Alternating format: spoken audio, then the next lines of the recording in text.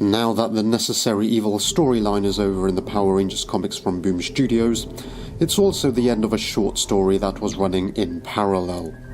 It's the unlocked story which I briefly touched on when Necessary Evil first began. The unlocked story is told on the variant covers of the Mighty Morphin Power Rangers comics from issues 40 to 50. So, recap.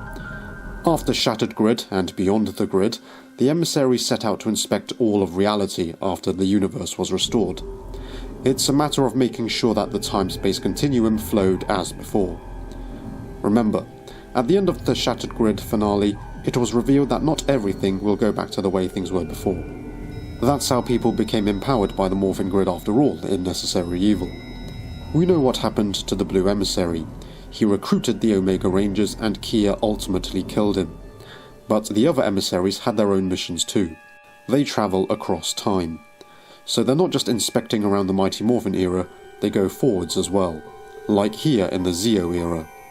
It is said that in this era the Rangers fight bravely, but then in another era, and in fact dimension, the RPM Rangers are in a fight for survival. So when the universe was pieced back together after it was shattered by Lord Drakon, time started flowing normally again. Those that were destined to become Rangers became Rangers once more, and they would ultimately fight the bad guys that we saw them fight on television. Even though at times it seemed like the Rangers would lose, the emissaries stayed out of it. They could not interfere with the space-time continuum like that. The Rangers just fight on with no memory of the Shattered Grid events.